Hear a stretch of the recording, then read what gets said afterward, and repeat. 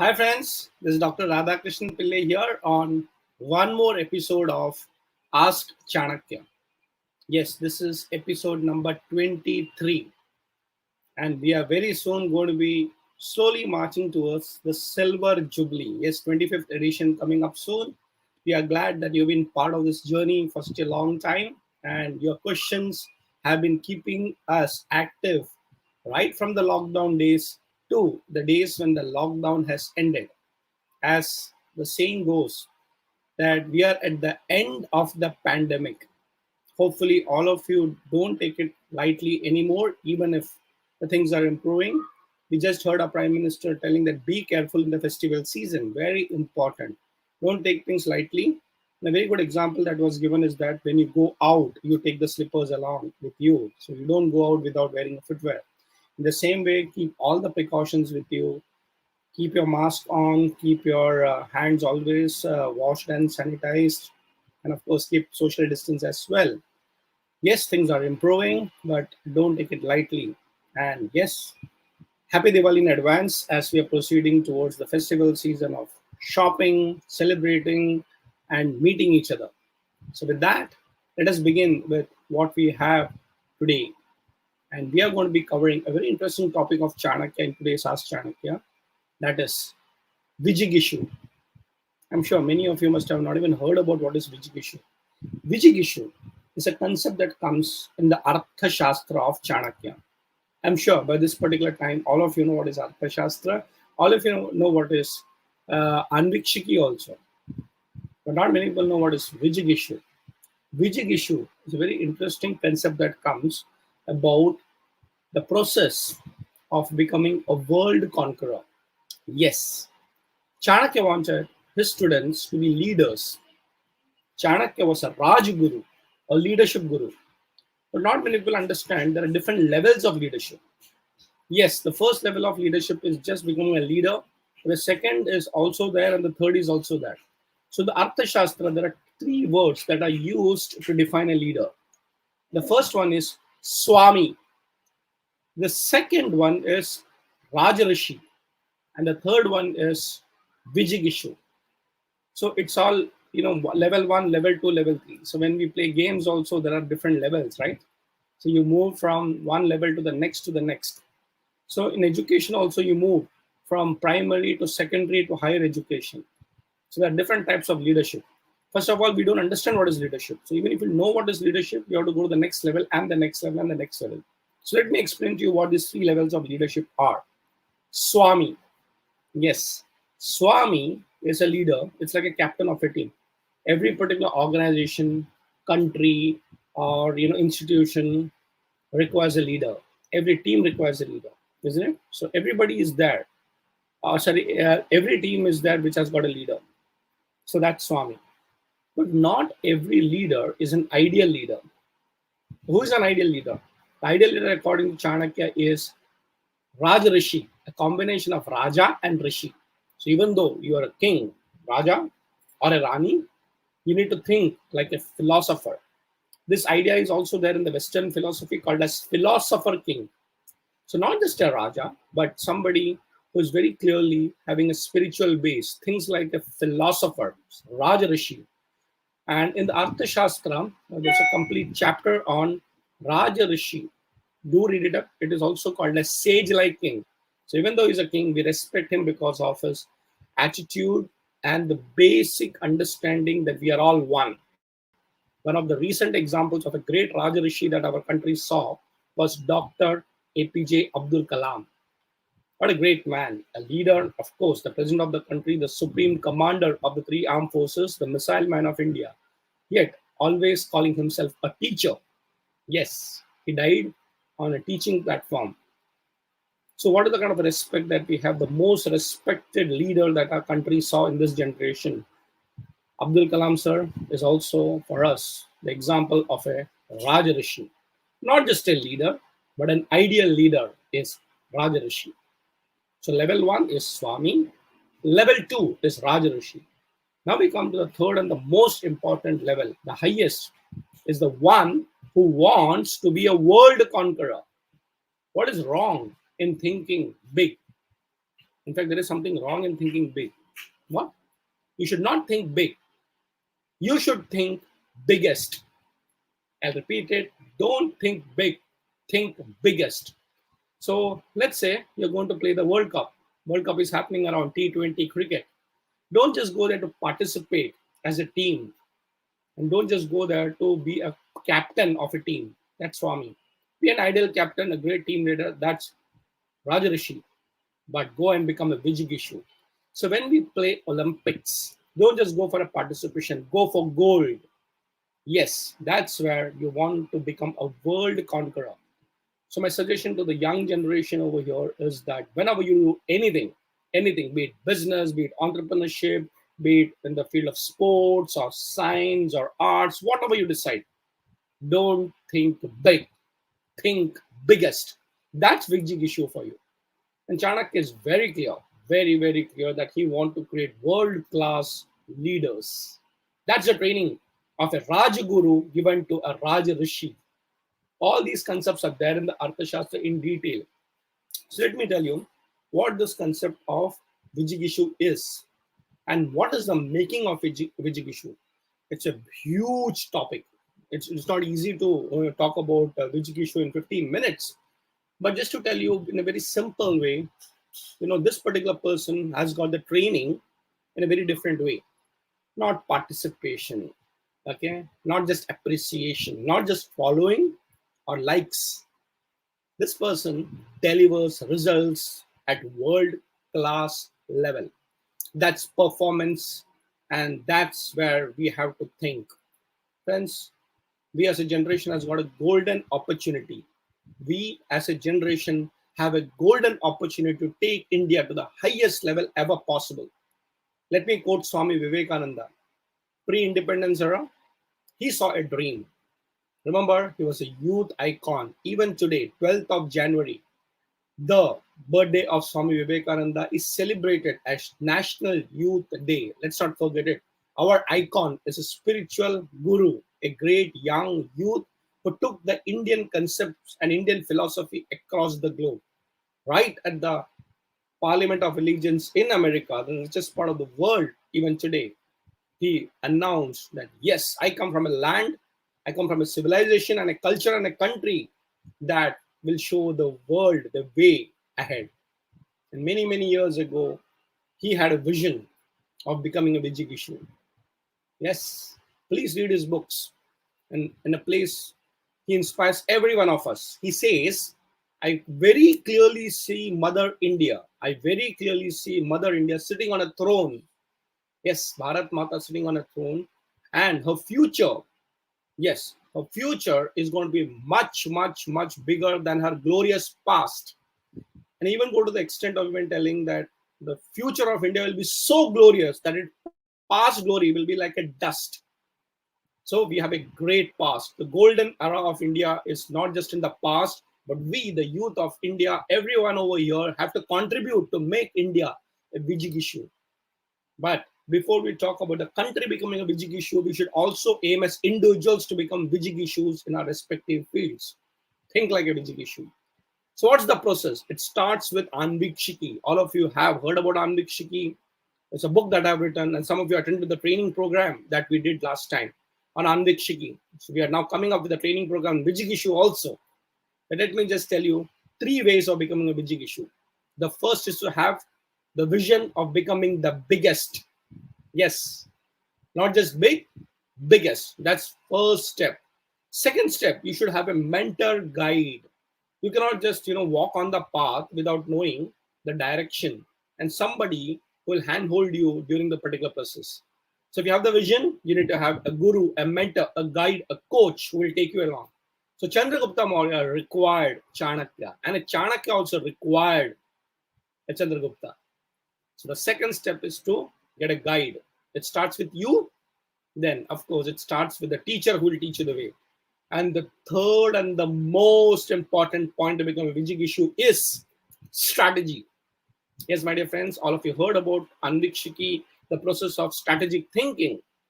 So when you go to the top, you have to have the best strategy. It's a lot of preparations before you actually reach the finals. Yeah, so you have to get into the finals to become world number one. But before you do that, there's a whole process. So to be fit physically, mentally, intellectually, and spiritually, you have to be fit at all the four levels: physically, mentally, intellectually, and spiritually to become a Vijigishu.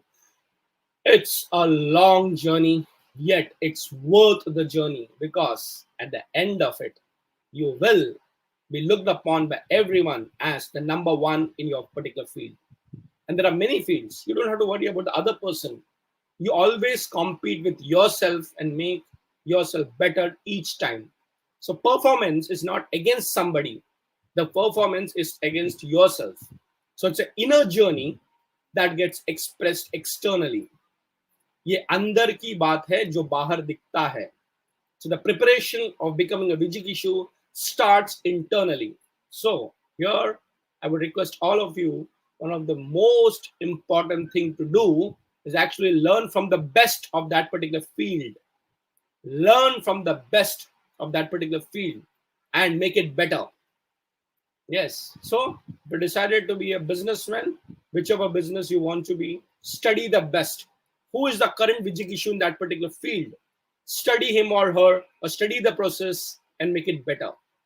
We'll talk about this much more when we have our training programs. I'm also working on developing a few more modules on Vijigishu. Maybe a book will come out in the near future. But this is what Chanakya wanted each one of you to be: Vijigishu. And fortunately, we have the process. It's not just an imagination. It is not just an ideation. It's a perfected art. And we all can practice it. And I'm very clear. If you look at my social media, if you follow me, you'll always find India 2025. Many people ask me, what is this India 2025? That's the year we will see India becoming a Vijigishu. It's not what I said or I believe in. This is what Swami Vivekananda said. Just wait. You will see some magic happening in our lifetime. So as they say, either see history happening in your lifetime or become part of that history. Whether we want it or no, India will become a Vijigishu. But the opportunity for us is to be part of that journey. So think like a Vijigishu, become a Vijigishu. That's Chanakya for you and his wisdom for you. With that, I would like to open up for questions, because this session is Ask Chanakya. And I would request Dhanvi to take over and moderate the questions along with the team. Thank you so much. Over to you. Thank you so much, sir, for providing such beautiful insights and telling us about the whole new concept of Vijigishu, which we have never heard before. So, thank you so much for that. And with this, we would love the viewers to ask questions. Pour in your questions in the live comment section, and here is the modern day Chanakya to answer those questions for you. So, Sankhala Darshan is asking how to be diplomatic, how to be a diplomat. So, we would The, love to have your insights on the same. yeah. So diplomat, first quality is not to speak, but listen a lot. In our government services, like in most of the governments across the world, there is the highest service called as foreign services. Like in our country, we call it IFS, Indian Foreign Services. So when you write the entrance exam for civil services, there are many civil services. I think around 24 different categories are there: IPS, IAS, IES. But the highest, most rated is IFS, the Indian Foreign Service. And the best of the best go and they become the ambassador for the country. They represent India in various parts of the world. So they are diplomats. So the training of a diplomat is very, very interesting. And Chanakya also spoke about the training of a diplomat. Yes, 2,400 years ago, we actually got trained in diplomacy. So how do we develop diplomacy? First quality, to listen more and speak less. I have traveled across the globe and many places. I have worked very closely with diplomats. Like I'll give you an example. We were the first to organize the International Yoga Day in New York. So myself, Pranav, we have a team over here. So we traveled to US and we took around 30 people from India to do a project of the United Nations in New York. And I remember it was hosted by the Consulate General of India in New York. It was such an amazing experience to represent India in such a beautiful first academic conference. But I was very, very happy to interact and work with our diplomats over there. So they're very sharp, super intelligent, but they speak less, especially on the public platform, along with the media and other platforms where people are watching them. So the very important thing is to be very, very clear of what you are going to say. Therefore, one of the very important training for a diplomat is to think more and speak less. I'm not telling not to speak, because when diplomats open their mouth, okay, they can even create wars. So that's why they're trained in very, very clear thing about communication skills. The second important thing is intelligence. You should have the ability to gather information, analyze information, and make strategy out of it. When a diplomat is representing a country in a different world, he has to see what are the foreign policies, international relations, all these matters. And think about it that you are having your country's diaspora in the other country. So let's say Indians are settled in, let's say, a foreign country, and there is a war outbreak over there. It happens many times.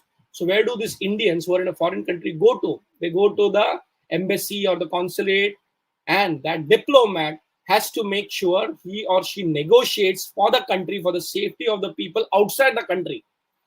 Okay, so communication skills, strategy skills, international relations, foreign policies. So these diplomats have to be highly, highly intelligent, and they have to be very well informed. And finally, one very important quality, and that is the ability to gather more and more allies, mitra. Chanakya says this in the Saptanga model. Swami Amatya Janapada Durga Kosha Danda Mitrani Prakriteya. Swami, Amatya, Janapada, Durga, Kosha, Danda, and Mitra. All these are the 7 important pillars of a country. Mitra. A diplomat has to build relationships with other countries. And if you look at it today, we have one of the foreign ministers, external affairs minister, Jaishankarji, having fantastic task to actually build relationships across the globe. And that's very important. And how does that happen? It comes by not just, getting benefit for ourselves, but also helping others when required. Look at the vaccination drive. We just completed 100 crore vaccination. But remember, in the first stages, we gave vaccination to countries. Even when we are not fully ready to vaccinate our own people, we had the diplomacy to go and actually help others. So remember, it is not about I, me, myself. It's about you also. So when you're a diplomat, you have to think about the benefit of others along with the benefit of yours. It is called as win-win situation for each other. Build these qualities, you'll become a great diplomat. Thank you. Wonderful points, sir. The questions are pouring in. There are so many questions, and the next question is by Parth. A very, very popular question that runs in everyone's minds. What if leaders fail? Good question. Sometimes leaders fail. So there are two things.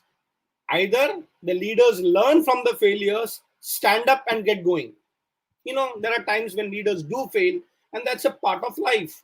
I don't know why we always expect, every leader should win every time. That's too much pressure. That's okay. But the danger is you don't learn from your failures and mistakes. You keep repeating that. A good leader is the one who gets up and get going. So if leaders fail, get up, learn from your mistake, analyze it, and proceed. The second, if the leader is not able to perform in spite of so many failures, change the leader. Okay? Change the leader. But before you change the leader, train the leader. So just go back, take a break. It's okay to fail. Analyze it, also try. Give them enough chance. 1 or 2 things, 3, 4 times at the same time. Train them with the best. Yes, don't just train them with the best, and help understand the leader, because leaders also are sometimes lonely at the top. And as I told you, every leader also requires a coach, a mentor, a guru, a guide. So somebody like a Chanakya and his wisdom can help you to become a better leader. So what if leaders fail? What if leaders fail? First thing, it's normal to fail, but it is not normal to not learn from the failure. And second is, start going, learning from it. But the worst situation, if it doesn't work, change the leader and get a better leader who performs. Thank you. Thank you so much, sir, for this answer. And the Kesar element is asking, what should be done in order that we get our work done from people who are cunning and narrow-minded? I think this is a very common issue that managers and employers face. So we are facing some serious issue from such persons. So please give a solution to this. Yeah. So remember one thing: a leader has to deal with a saint and a sinner at the same time. SS. So if you look at a country, Chanakya is creating leaders not only at the business level or at the office level. He's training leaders at the national level, global level. If you look at a society has got everybody, a saint and also a sinner. So that's why if you look at a country, every country has got jails and prisons. Okay, that means there are criminals in a society. At the same time, there are places like temples and there are universities where the best of the brains also work. A society is mix of that. In the same way, every particular organization, society has got a mix of both. I'm sure you must have seen this in your schools and colleges and your companies and even the societies that you stay. There will be people who actually have some wickedness, cunningness in them. Now, between a saint and a sinner, what should you do? First of all, understand strategy and human psychology. This is where Chanakya comes in. Suppose you to deal with a saint. Chanakya says very clear, just respect that person, you'll get your work done. Suppose you have to deal with a criminal, as you rightly pointed, the cunning guy. You can't use the same strategy. You have to be sharper and smarter than him. That's where strategy comes in. You have to be smart, sharp, and strategic in dealing with cunning people. The beautiful part about cunning people is you don't know they are cunning. They have a sweet voice, they put up everything. It's not very easy to recognize. But let me tell you, keep your eyes and ears open. They may look very sweet, but what is going on in their mind? If you get cheated once, it's fine. Sometimes it does happen in relationships also, but if you learn from that, you have to become smarter. Another common question that we always have is that why do good people suffer? The reason is good people are not smart people. Goodiness is a very emotional way of looking at yourself. I am good. I never cheated anybody. Why did they cheat me? Why do people take me for granted? Why do they treat me as a doormat? Good. Why are you getting emotional? Therefore, if you have to deal with cunning people, you have to be smart. And the smartness to deal with cunning people is they don't even know that you actually use them for the bigger purpose. I would suggest if you've not seen the movie, watch the movie called Lagan. Yeah, it's a very interesting because we are still in the cricket era with the T20 World Cup around and all. So it's a cricket movie where, within our own team, we find there are some cunning people. So there is a person, Bhuvan, the captain of the team, comes across one particular cunning person within the team. And everybody says, Captain, Mr. Bhuvan, don't take that person, don't take that person. But Mr. Bhuvan says, I don't have any other player, what to do? Because cricket is a game we are all now playing for the first time, at least He says, okay, let me use him for the bigger purpose. So if you can avoid cunning people, great, you have to be smarter than them. But at times, you have to use them. And that's where your sharpness comes in. Now look at this, many times it happens that, you don't have a choice. Like, in companies I have also found, this is sharp guys. And, you don't know how to deal with them. It's like, the most notorious guys, sometimes in the class, teacher, parents, everybody tries, they complain about him. But a smart teacher comes in and says, oh, this particular person is notorious. Now do something. What? Make him or her the monitor of the class. So most notorious person, when given a little bit of a power, also performs. And of course, to deal with the cunning person, we have the fourfold strategies of Chanakya, the very famous fourfold strategies. Samadhana Danda Bheda. Yes, you must have heard about this. So, try different methods, but remember, never, never, never allow anybody to fool you. That is where Chanakya's smartness comes in to deal with the cunning people. Thank you. Thank you so much, sir. That was a very beautiful insight. Ratan Raika is asking how to get crystal clarity of what we want to achieve. Very, very good question. In the initial stages, nobody gets clarity. And it is said the journey is always sea to sea. Chanakya is sea. He helps you from sea, confusion to clarity. See, life is always about, so many options. I'm sure all of you, some of the students who are studying, so much confused about which course to take, which line to take, what to do, what not to do. In relationships also, you don't know. But remember, it is the confusion that will lead to clarity. How do you do that? Okay. So first step to get clarity is to gather right information and analyze the information to get the insight and get the clarity. For example, he is bad. He is bad. Great. That's an opinion. Can you gather information? Test with others and said, okay, is he bad only with me or is he bad with everybody? Okay, then analyze it, and then get a clarity that, oh, that person is not that bad. Actually, it was maybe momentary. So I get a clarity that that is very situational. Typically when we work with corporates, this is a very different or a common question that comes in. My boss, I don't understand. I said, listen, what happened? What's your problem? I don't understand what he wants from me, etc., etc. Then it's like, have you understood your boss? Was it that shouting that happened or the firing that you got very impulsive, or was it very momentary? Then you have to say, fine, maybe his mood was not right, maybe he was under pressure or she was under pressure. That's fine. So to gather a lot of information, analyze it, and said, okay, that person is not that bad. But remember one thing, over a period of a time, when you analyze it, okay, you will come to know that this is the person very different from that situational impulsive thing which I saw once. And then you get into clarity. The second way of getting clarity is to actually get expert opinion.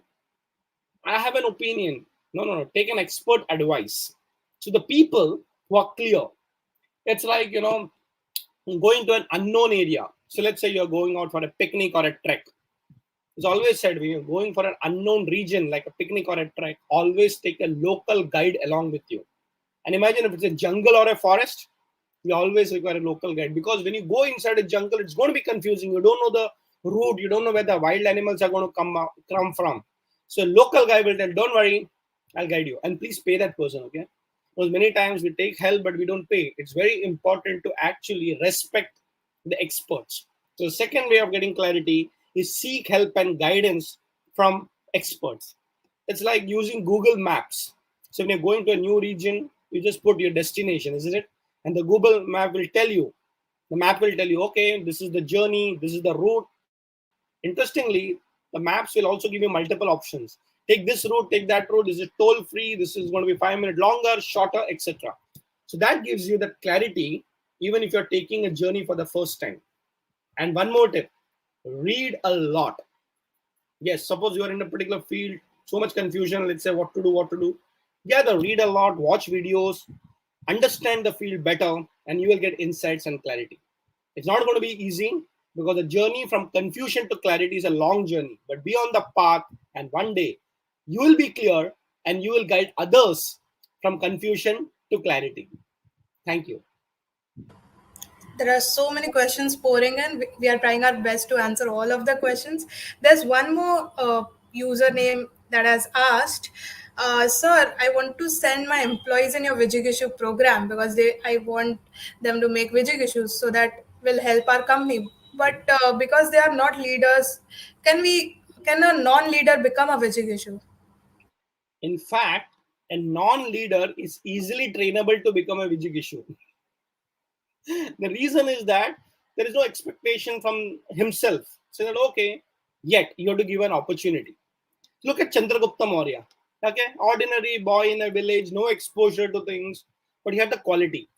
Please understand, we never know what our employees are till we give them an opportunity.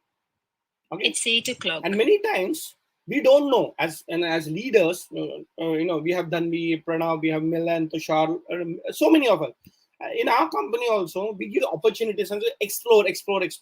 Maybe some of them may not become a Vijigishu. That's fine. But not giving them an opportunity and exposure is the worst. So my suggestion is that, ideally I would say that you should also join.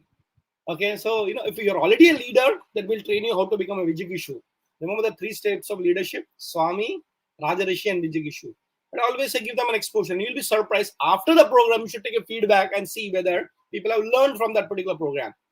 And out of 10 people, let's say 2 people have got that the imagination to become a Vijigishu, train them separately. So life is always about experimentation and exposure. So why not give them an opportunity, and maybe they will, and they will bless you. And thank you for making them a Vijigishu in the future. Thank you. Wonderfully answered, sir. There are so many questions, but due to constraint of time, I would like to give an instruction. We are going to trend the hashtag BeVijigishuThisDiwali everywhere. So, all the viewers that are watching this live stream, I would request you, and I would really love if you could share your insights that you got from this program, this Radha Sir's live program, Ask Chanakya, and please share it on your stories and social media and mention our Instagram handle, and we would be reposting all the stories. And also, do share this live stream to more and more of your friends so that they also will be able to receive these beautiful Chanakya wisdom tips from Radha Sir. And Radha Sir is coming up with a beautiful one-day physical event since the pandemic is now endemic.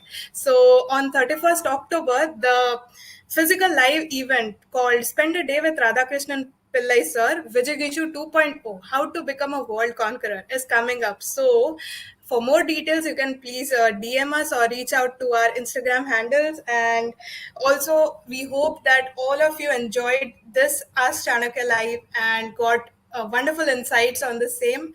Thank you so much for tuning into this Ask Chanakya number 23, and stay tuned for more such Ask Chanakya episodes, and be ready with your questions so that Radha sir will be able to give his beautiful wisdom, Chanakya wisdom tips to you all to help you solve your problems. Thank you so much.